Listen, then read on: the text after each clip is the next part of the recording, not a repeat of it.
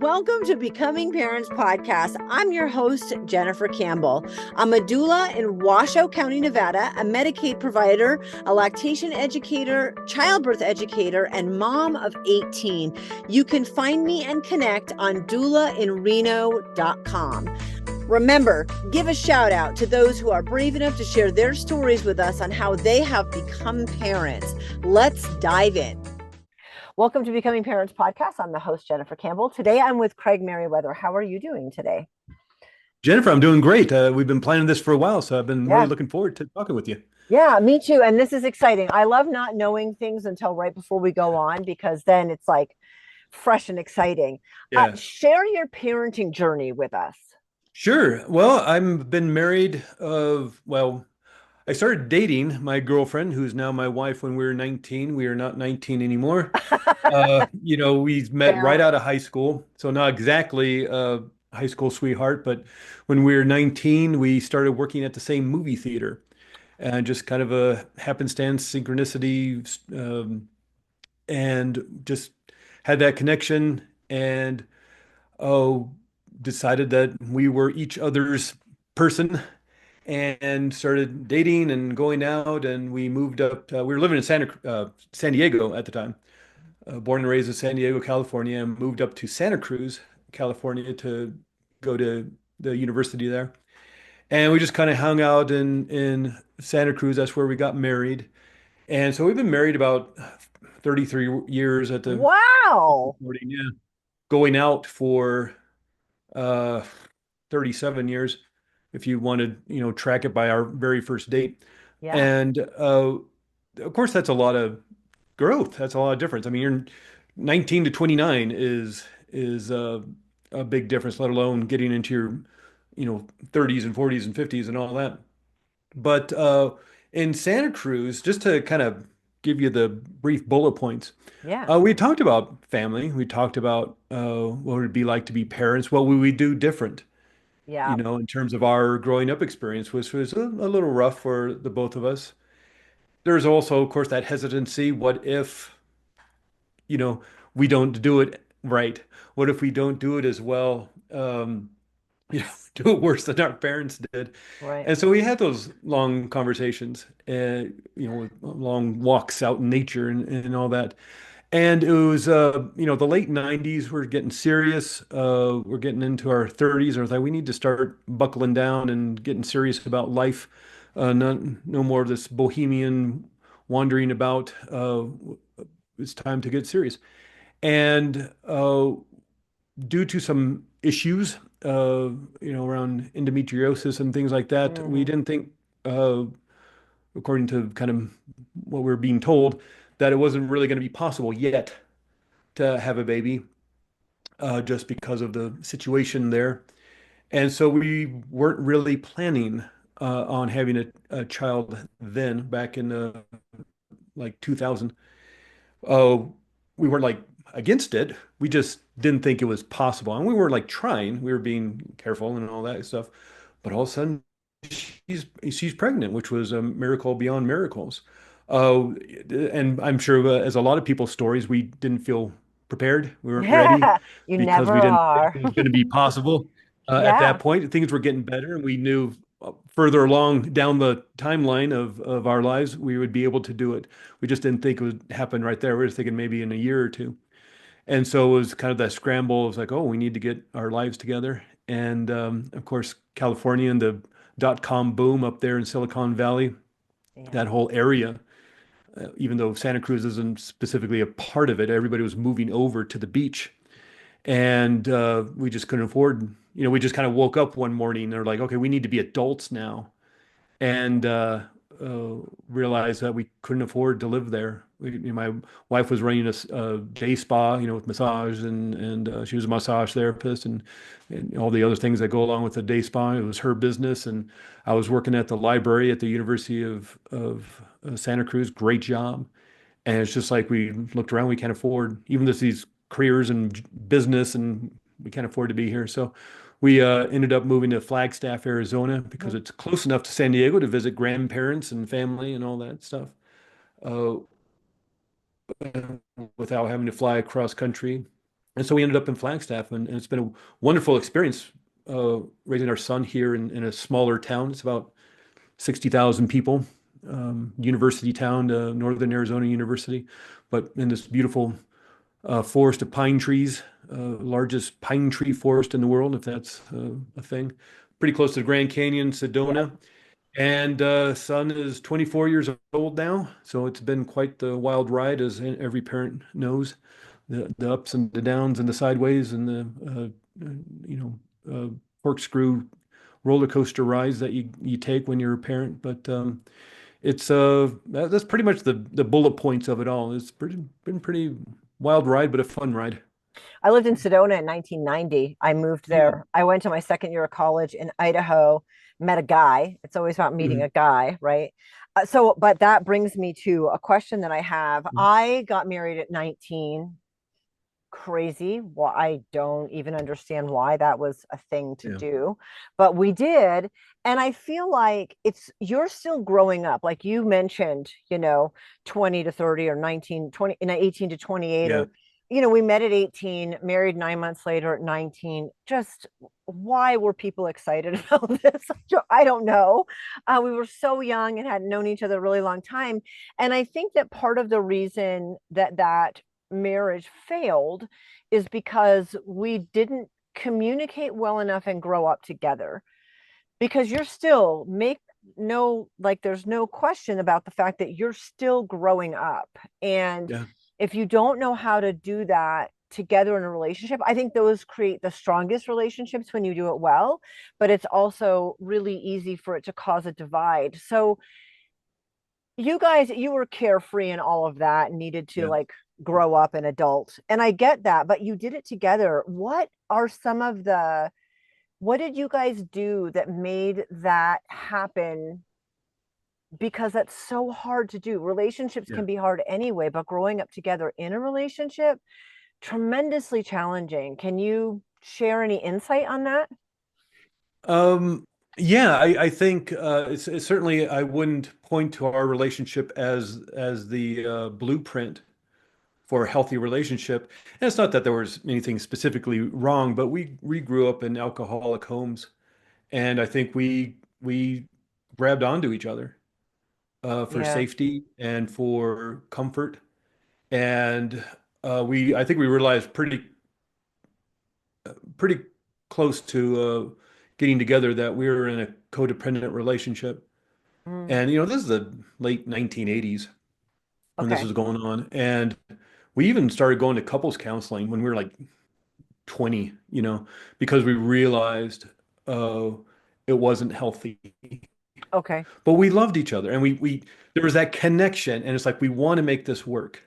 And again, Yeah. maybe that was out of fear of not being able, not being able to find another person who would understand us or care about us. There's always that fear, and at least in our relationship. And I think it was our resolve to just make it work. And I don't mean, we're trying to fit a square peg in a round hole. It worked. Hmm. And we felt comfortable with each other. We loved each other. We knew there was some squeaky wheels though. And we Yeah. knew there was some issues around abandonment and just, all that kind of stuff. And so while we were even still in San Diego, we were in a couples counselor. And again, it was like 1988, 1989, something like that. And I think ever since then, it's been that resolve to like, okay, we're now in our 30s. Yeah. How are we different? What's going on? We're in a new place. We're now having a child. We're now moving to a new city. We're now, all the issues of growing up, growing older, and there's a relentlessness to, your emotional health, your mental health, and your relationship health. Of course, we know that with our physical health. I think all of us know at this point that you have to do something multiple times a week, some sort of exercise, whether it's spin class or dance class or going to the gym or whatever, martial arts, whatever it is, multiple times a week and and exercise in some way, walk around the block or something, take the stairs instead of the elevator, as well as eat right, drink right, all that kind of stuff. We know Hmm. that. But what about your mental health? What about your emotional health? Is it not as relentless as your physical health? I mean, I'm sure many of us of a certain age remember Jack LaLanne back Oh in the yeah. 70s, Wow. everywhere. Merv Griffin show, Dinah Shore show, Johnny Carson promoting health, his blenders, his vegetarian diet, his gyms, all that stuff. And remember, he was the guy who was on his birthday would celebrate by pulling the boats, the rowboats across a lake with people in them to his feat of strength. And he was working out the day before he died at the age of 96. Yeah. It's relentless. And we know this from our physical health, but I think it's the same thing with our mental health, our emotional health, our spiritual health, our relationship health. It's relentless. You have to keep working because I'm obviously not the same person I was as I was 19, but Right. I'm not the same person I was at 50 or 55, or you keep getting new information. Parents get older, frustrations, taxes, business, all that kind of Hmm. stuff weighs on you and kind of, you know, creates a trajectory of your emotions and your mental state. And somebody else has to live with that. And how Yeah. can they support you? How can they help you? And sometimes the other person's, you know, having the same kind of issues. How do you navigate that? And you get coaching or you read the Right. books or you go to the workshops. And that's what we've been doing for last whatever That's amazing. It's 5 years. amazing just at a young age to recognize it. We did the same thing. We went to Mhm. counseling. It's just amazing to recognize it, own it, look at each other, and want to work through it. I mean, it takes a lot. So I give you so many kudos on being No, able to thank you. do that. And I agree. And I think, mental health in the 80s, 90s, we weren't even talking about it at all. Where now, sometimes Yeah. I think we over talk it a little bit because it's such a prevalent thing. Or just, I think I'm a different generation like you are, where your mental health is something that you have control over. It's not who you are, it's something you're dealing with. And I feel like now it's become a much bigger thing, but people aren't looking at why their mental health is struggling, just that it is. And so we have all this information, almost analysis paralysis with the internet Yeah. now. And I think people really use it as a crutch and aren't trying to get down to the root of what the issue is. I know we'll talk more about that soon. So you guys found out you're pregnant, surprise, trying to get your life together. I love Yeah. Flagstaff. Having lived in Sedona, I loved driving the switchbacks to Flagstaff. So good choice on that one. And then so what was next? Getting ready, deciding you're gonna grow up. She had to sell her business. You left a job you loved. Yeah, yeah. So business, quit my job. And again, is that the thing of trying to find the right place of, there's certainly lots of wonderful places to move to in America. And just discussing and the pros and con lists, it's like we need to be close enough to drive to San Diego, not like a 2 day drive. If you have Yeah. a week-long vacation, what, 2 days there, 2 days back, there's 4 days of your 7 day vacation Yep. to visit the grandparents. So we didn't want that. We wanted like an 8 hour drive because that's pretty much what Santa Cruz to San Diego was, depending on LA traffic. But we wanted someplace close, and California was so expensive. And Yeah. we looked everywhere: Santa Barbara, San Luis Obispo, Ojai, all these places. Of course, those are some of the more expensive places to look at. And really started, well, the only other option is Arizona. What's in Arizona? And we were looking at Prescott and Yep. Flagstaff and Tucson. And one of the things that sold Flagstaff was being so close to Sedona and I that love beautiful it. drive. We had Yeah. an extra day because we were going to go up to Durango and realized Durango was kind of too far. Durango, Colorado. Realized Durango was just a little too far to make that 1 day trip with a baby. You don't want to do a Hmm. 12-hour drive with a child and toddler or something. And so we kind of cut Durango out of our exploration trip. And I was like, oh, we got an extra day. Hey, Sedona's supposed to be pretty cool. Let's try. Uh-huh. We did that, switch back 89A. Yeah, I love it. Unbelievable. Probably one of the most beautiful drives Yep. I've ever seen in my life. Opening up from those pine forests all the way down to the red rocks and opening up like that. That's extraordinary. I spent some time looking at maybe moving to Sedona, but we thought maybe for a family and you know raising a child, Yep. maybe Flagstaff would be better I would than agree with that. yeah.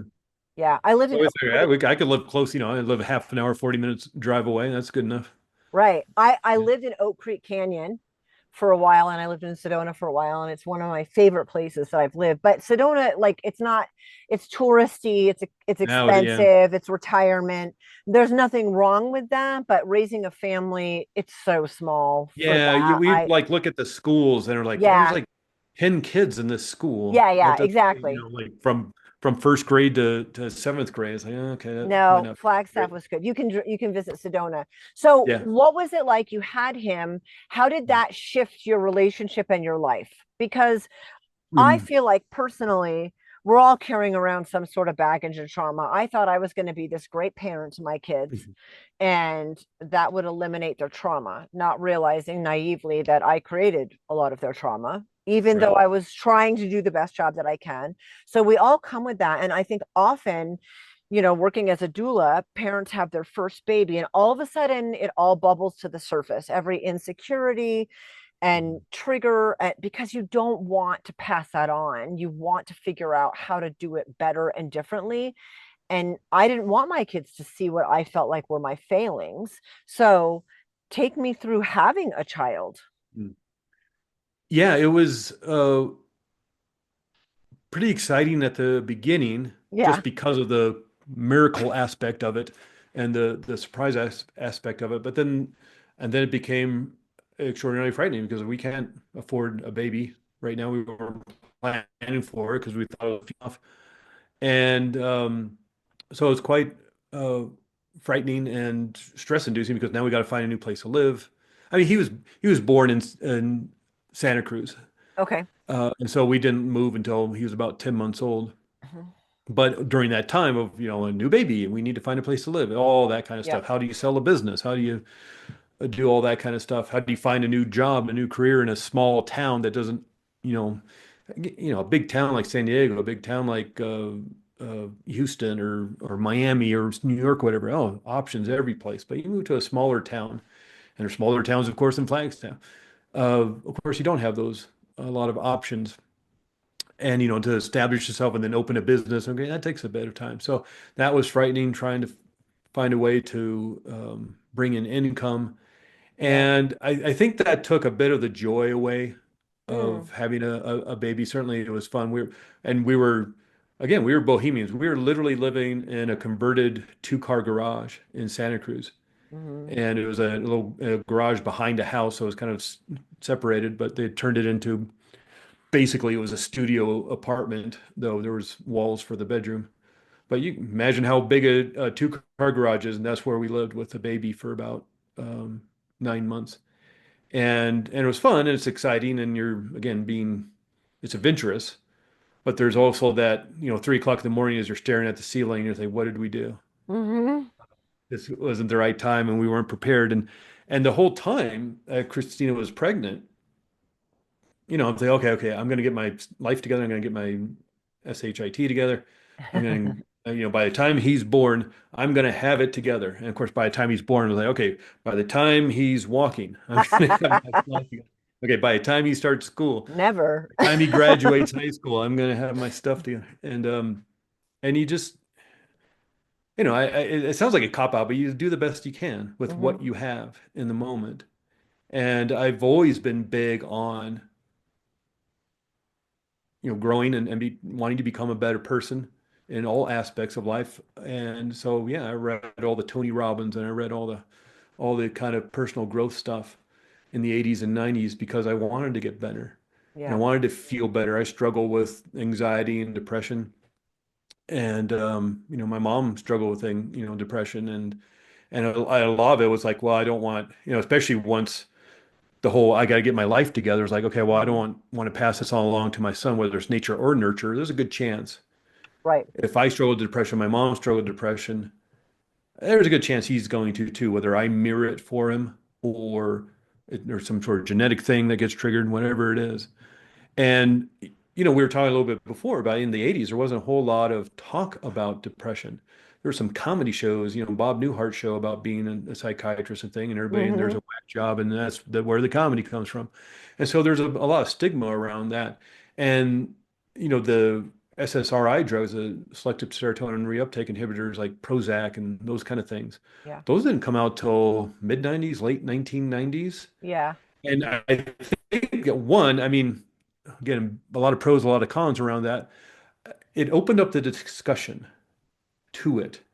Yeah. And I think it made it more acceptable because now it's more like quote unquote a medical issue because you go to your general practitioner and say, I'm not feeling well, and here's medication because you take medication when you have a heart problem. You take medication when you're dealing Yeah. with an illness and things like that. You have high blood pressure, all that stuff. And so it became more of like, you're not crazy, you're just going through a medical issue. So here's Yeah. some medication. And of course, that got abused, and that's a whole different discussion. But I think what came from all of that, the medications that came out in the 90s, was it opened the conversation up to uh, a wider audience and allowed people to talk about it, allowed people to talk about depression and anxiety and what happens when life throws you curveballs to the head. And it really opened up that conversation. So by the time, the 2000s, early 2000s, of course, the internet's getting bigger and bigger by 2000, 2001. And you could start doing a lot of research about it. And there's a lot of blogs back in the day Yeah. and articles, and you could find the books that maybe gave you the right, more correct, quote unquote, correct information about what was happening biologically. And so I started looking at a lot of that stuff, and that led me down the road to help to fix the deeper stuff within me. And medications, I think, is good, especially in a triage situation. Right. If you're having super negative thoughts, yeah, maybe some medication to help relieve that tension and pressure, so the deeper work can be done. Sort of like if something's wrong with your house, your pipe breaks. Okay, turn off the water. Okay, and then we'll deal with the deeper problem of fixing the pipe. And so that's triage. And I think that's good for some people, but it's one of those things where it's not a one size fits all, and people struggle with depression, anxiety for different reasons, biological reasons, mental health reasons, emotional reasons, reasons that happen because it happened last month, reasons that happen because it happened 30 years ago. And so I was struggling with a lot of stuff in the early 2000s as right around the time my son was born. I thought, well, I need to take care of this, if nothing else, for his sake. And luckily, the internet was out there because, yeah, I was Yeah. trying to do it in the 90s, but it's like whatever book you can find from whatever magazine article at the supermarket you may have run across. And so now you could just, and of course, this is the beginning stages of it, and it's still pretty amateurish and rudimentary, but uh, at least you can find people talking about it and getting more information. So I really started buckling down in the early 2000s. That's what led to, we're talking about before you hit the record button, about hypnotherapy and Yep. neuro-linguistic programming, Yep. ways of retraining how you think about life. It's not really cognitive behavioral therapy, it's a different thing, but it helps release a lot of that stress and tension that you may have been holding on to, trying to protect yourself from something that maybe happened 40 Right. years ago. I love NLP, and like I said, I was a practitioner and a licensed in hypnotherapy. It wasn't the career I wanted, but it definitely helps with basically any profession you're in. And what I loved about going through it is that for your practical exam, you are the clinician and you are the client. And when you're the client, Yeah. you're working through your own stuff. That's how I went through it, and I loved it. And I think one of the most instantaneously life-changing things that I went through in NLP was a parts integration, which, where you're like, well, on one hand, I want to do this, and on the other hand, I don't want to do that, where you're completely split on a decision. And it's fascinating how the brain works and holds on to things. And it's more fascinating how easily you can let things go that seem so monumental. So I love that. And I really had to come to this Mhm. crossroads and decide, do I want to continue with this and have this be a career?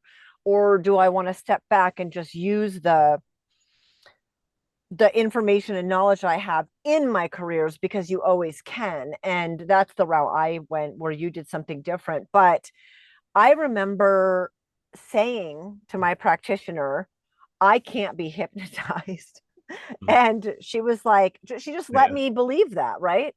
And then I remember through one of the hypnosis exercises, she said, for people who think they can't be hypnotized, it tells me that they don't know how to follow directions. And I was like, what? I can follow directions, internally. And she's like, because all you have to do is follow directions to be hypnotized. And that for me, I was like, oh, well, I can follow. I know how to follow directions. And holy cow, that became life changing. So I love Yeah. hypnosis. I think you need to be with a good person that you trust. That was part of it Yes. for me.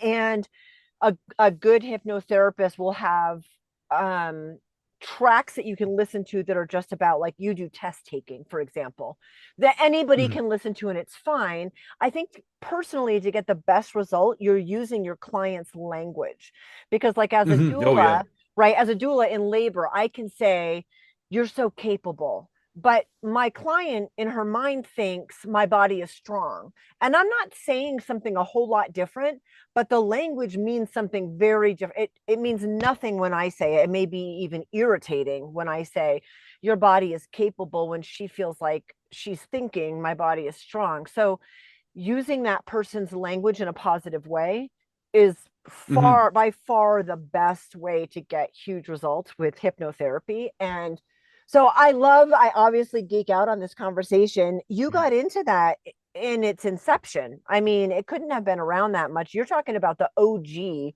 couple that started NLP, or an Oh, offshoot. well, yeah, I was probably more second generation. Okay. Back in this, basically, just really quickly, it was Richard Bandler and John Grinder at, strangely enough, the University of Santa Cruz. One was a mathematician and one was a linguist, and they'd have these long conversations about how there's so much information about language healing. And this was coming from Milton Erickson, stories about Milton Erickson, the books he was writing Yes, yes. about how he was using specific language, like you were just saying, listening to how other people talk, maybe repeating or maybe doing the exact opposite to help with healing. And he was getting extraordinary results. Virginia Satir, Laura and Fritz Perls with Gestalt therapy, all these people Yeah, yeah. were using language, tone, pacing, volume in order to Yeah. help with healing. And they were wondering, could you codify that? Could you research that and look to see exactly what they're doing to create this healing and create a system out of it, a healing system? And so they did that. They would not only talk with these practitioners, they'd listen to recordings, they'd watch videos of them working with people, and they would, you know, look at and codify on basically an Excel spreadsheet what they were doing. And that's how they created that system of neuro-linguistic programming.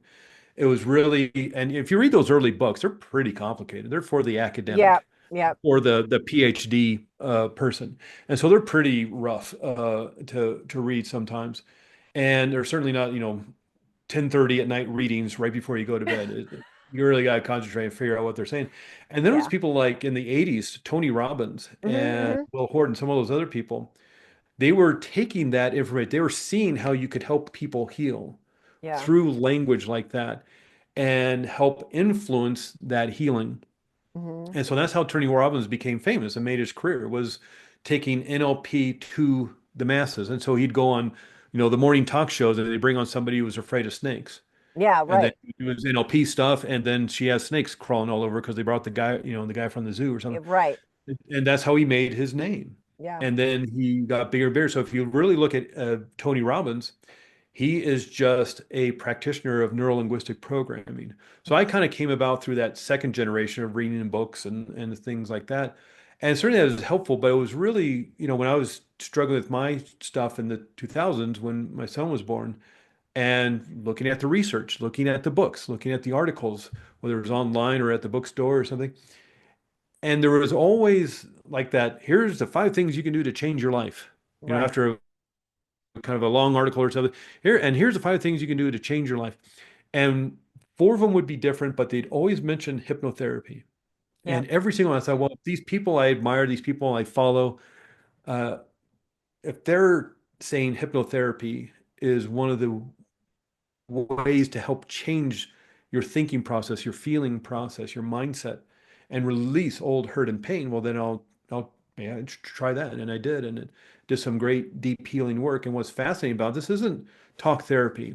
No. It's like using your conscious mind to heal. In fact, that's part of the issue is putting that to sleep, or Yeah. not to sleep, but quieting it down so you can access the subconscious mind where that hurt and pain is held. And that's why this doesn't take a long time.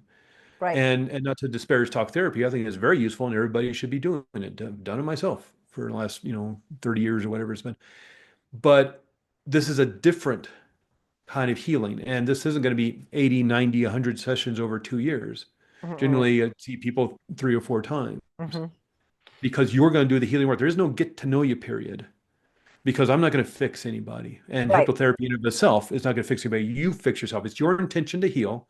So you do the healing. I help facilitate, our hypnotherapist helps facilitate that because you know what the problem is. Even if it's behind that veil in the unconscious part of mind, you know what the problem is. And what's more extraordinary about it, you know what the answer is. You know what to do about it. And through these techniques and visualization exercises, maybe you can heal. And it's pretty extraordinary to see somebody do that. Mm-hmm. Be, because again, it may be as simple. We were talking about parts of therapy a little bit ago. That one part of you knows it's a good idea. You should move forward with this. The other part is like afraid and pulls you back. You got that procrastination or Yep. you got that sabotage, self-sabotage. It may be just as easy to ask. Ask that part of you. Why are you Why? sabotaging this success? Why is you sabotaging this relationship, this business, this whatever it is? And I'll tell you, because you know why it's happening. Because it's only happening in the specific incidents, let's say. Let's say Right. somebody has a fear of getting up on stage to do a presentation. That's a big one for a lot of people. Well, you're not afraid in the meeting with 3 people. You're not afraid in the standing in line at the grocery store. You're not afraid, sitting in the audience. So it's only happening in a certain situation. Right. So you know why you're doing it because it knows exactly when to turn on that anxiety and that fear and that armor. And so you know why you're doing it. So a lot of times it's just as easy to ask, why are you doing it? And you were saying before, I can't be hypnotized. It's just a relaxed state of mind and Mm-hmm. body. There's nothing magical, and that's the unfortunateness of the movies and the TV and the Las Vegas shows that they Yeah. think get turned into some zombified, Cl- uh, assassin or something, or I don't Cluck know. like a chicken or Yeah, yeah. and yeah, you see people doing that and what's fascinating about it. Did you see those shows? And yeah, they're up there acting silly and they're dancing like Michael Jackson and singing like Elvis and quacking like a duck and barking like a dog and riding a roller coaster and all those silly things. But understand, everybody got up on that stage, volunteered to be up there. Yep. Why? Because they're extroverts, they're exhibitionists. They want to be up there. They want a funny video to put on Instagram or TikTok or somewhere. They want to act silly in front of their friends. They want to have a good time. I Mm-hmm. don't want to go to a bar and dance on the top of the bar or get up and do karaoke or do any of that stuff. Other people do. And there are some people who want to get up on stage and act silly and be funny. And look at them at the end of the show. They all have a big smile on their face. They had Yeah. a great time. Right. It's your intention. I can't make anybody do anything they They don't don't want to to do. do. Yes. That's why smoking cessation, the thing that's most famous for hypnotherapy is to quit smoking using hypnotherapy. It's not a 100% guarantee because I can't make people do anything they don't want to do. You want to quit Right. smoking, you're going to quit smoking. If you don't want to quit smoking, but your spouse said, you're quitting smoking, the health, the expense, the smell, smoking ends now. You're going to hypnotherapy. I made you an appointment. And you're Right. going, I'm not going to quit smoking. Okay, you're not going to quit smoking. No, that's a great point that I don't think people understand. And it was another big switch for me is that because I am the extrovert, but but I don't want to do certain things, right? I can be extroverted but still Sure, yeah, not want to do certain things. And I remember the person teaching the course was like, I can't make you do anything that you wouldn't do. If your moral compass says you can't go murder somebody, I can't make you do that. I can't right. make you cluck like a chicken if you aren't willing to do it. So I was like, oh, okay, so you can't take me outside of my own comfort zone, basically my own moral compass. Right. But anything within my moral compass that I'm comfortable with, you can have me do. So fascinating. It's so great that you got into it. And I think I love what you said about, like, I've done talk therapy too. I'm not, there's EMDR, there are all kinds of different Hmm. therapy techniques that speak to people differently. But I love NLP because you don't need to know me. You don't need to know what my problem is. I don't need to tell you any trauma from my past. I don't even need to tell you afterwards what I worked through for Right. it to be super effective and switch things. I know you got into test taking is a big one, which Mm. it's Yeah. that's so fascinating. When I was reading information, I'm like, I don't have any confidence issues, but I was told in fourth grade that I'm not good at taking tests, right? And you got hypnotized. You And got so hypnotized. I still believe, even though I logically know she did Yeah. that, I've gone through stuff. If I have some sort of test coming up, I have to really mentally brace myself to, like, my kids get upset Yeah. because I'll say to them, "When did you decide that?" And they're like, "I know. When did I decide that?" When they say, "Oh, I'm terrible at taking tests." Really? When did you decide that?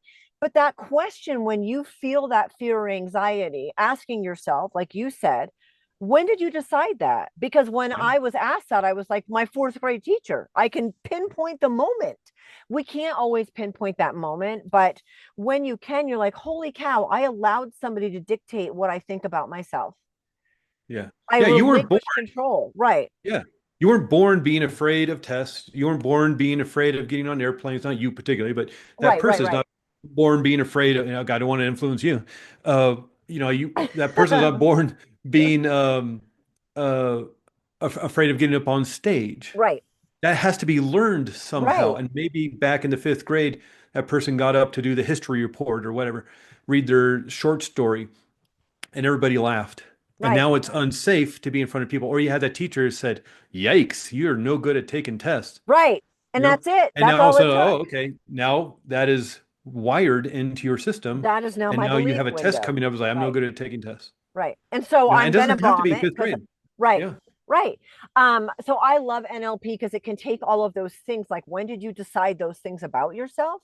And you don't even need to actively be thinking about, I'm not good at taking tests or whatever your thing is, to undo some of that Mhm. wiring that somehow got crossed somewhere in your life. You don't even need to pinpoint when it was, like I could on that particular one.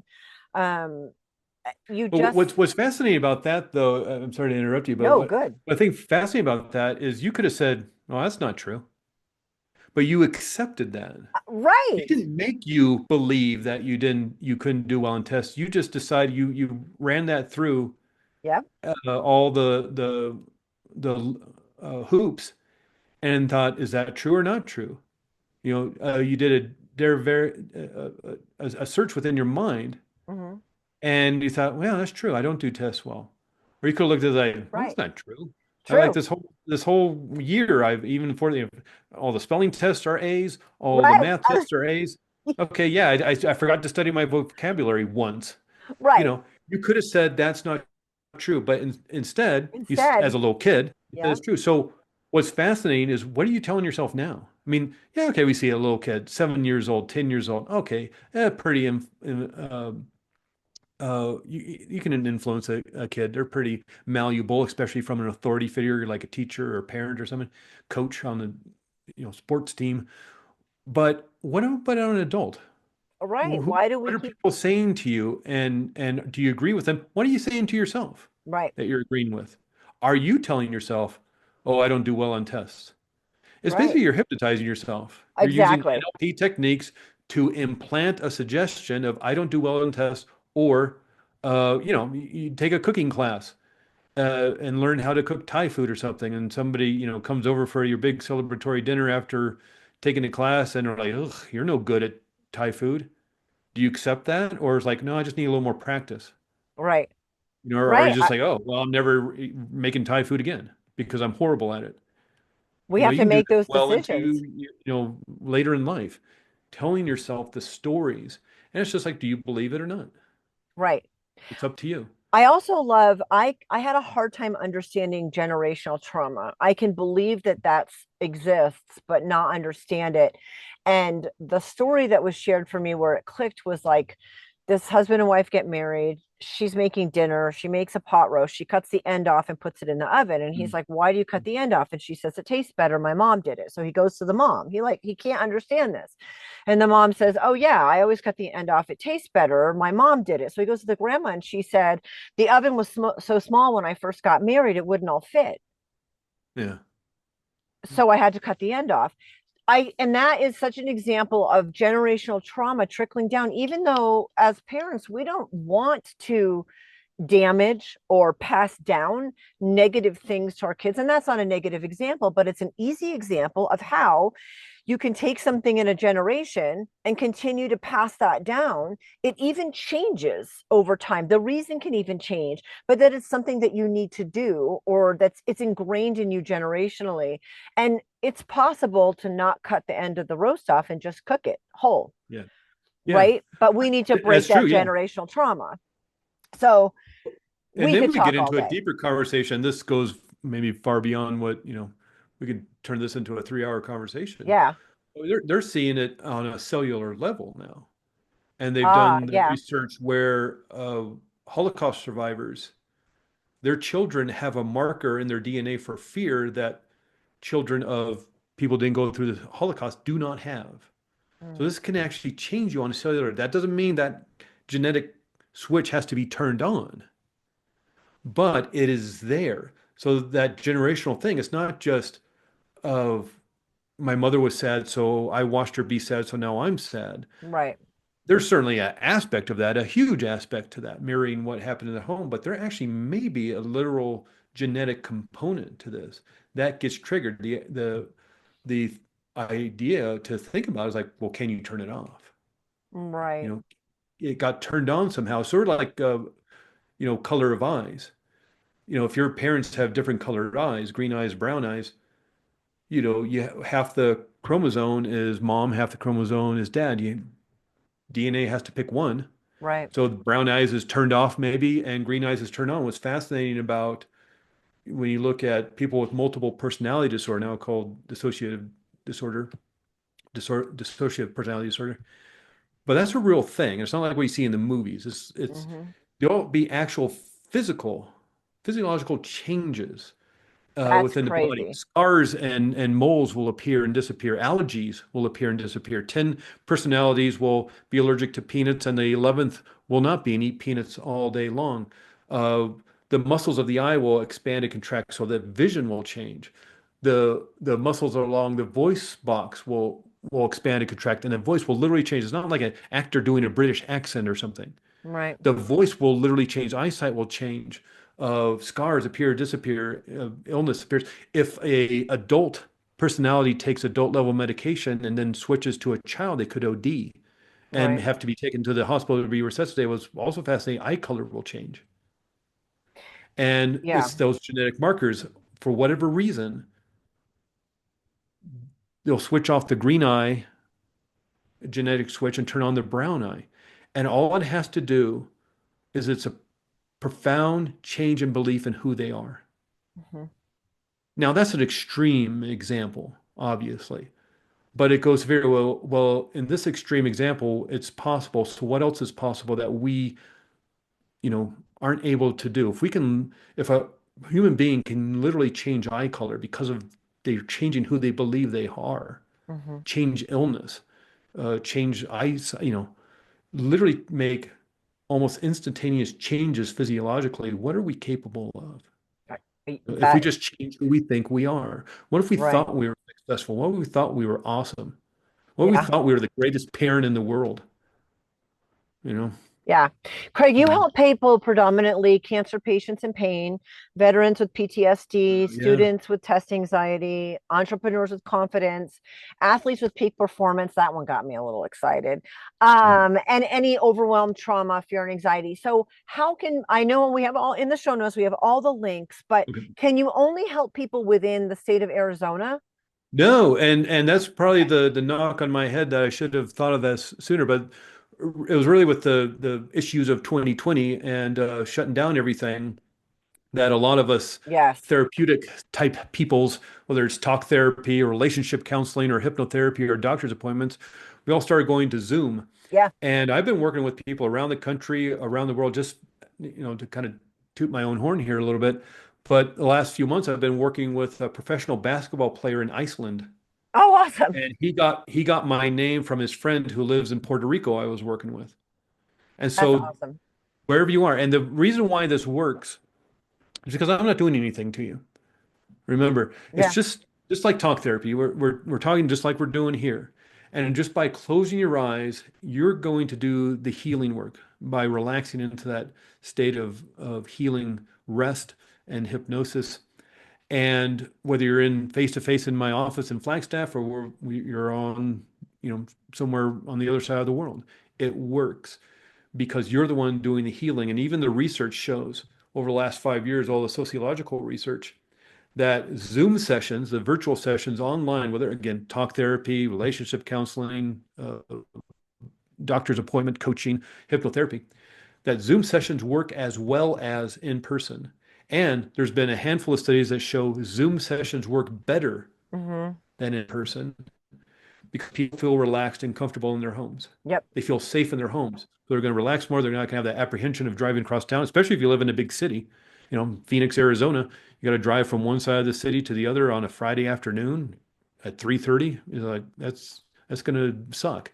Right. And so if you just be comfortable in your homes, in your favorite comfortable chair, you know, Yeah. it's going to relax the body even more because you feel safe there. And so the work happens maybe even on slightly more deeper level even.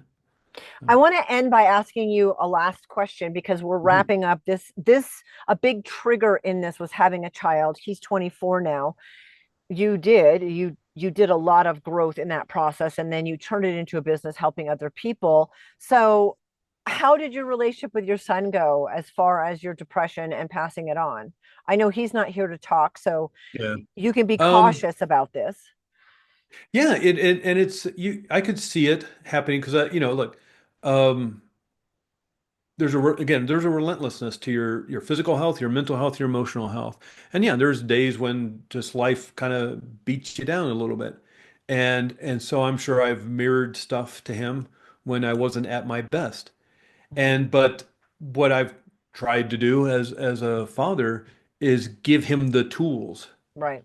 to help him do it himself. I can't do it for him. And there gets to be a certain point when I think maybe kids don't want to listen to the parents anymore. Yeah. And so it's okay, here are the tools and build your mansion or don't build your mansion. I guess there's a certain point where you know, you have to let them do it themselves and Yep. get to the point where they're ready to do the healing and, pray that you didn't goof it up too much Yeah. and hope they have the and it's frightening and it's keeps you up at night sometimes and you work on yourself and you let it go and you release and you keep on the healing work and just like Jack LaLanne, I'm probably going to be working out the day before I die, hopefully at the age of 96 and work. I mean, look, the Dalai Lama still meditates every day. Hmm. The man's 90 years old. And if you think that anybody would have it down by now, the Dalai Lama would have it down, but he's still practicing every day because you read his books and he's talking about the anger and the sorrow and the despair of what's going on in Tibet. The Chinese government is still bulldozing down his monastery, still arresting his monks, torturing his monks. But and as a human being, he's going to feel that anger and that sorrow and despair. That's a natural human response to an extraordinary, tragic situation. But he doesn't want that to be who he is. Hmm. So every day he practices loving kindness and compassion meditation. And he doesn't have a lot of the challenge. He doesn't have kids. He's not married. He has a staff of people to meet his every need and want. He doesn't have to deal with taxes and the IRS and all the stuff that's going on with that kind of stuff. He has a group of people to do that for him, and yet there he is every day practicing. And so there's a relentlessness to this. And certainly 19 to 29 to 39 to 49 to 59 are going to be different. And, who do you want to be? And it's time to practice. Thank you so much, Craig. I You're appreciate welcome, it. Jennifer.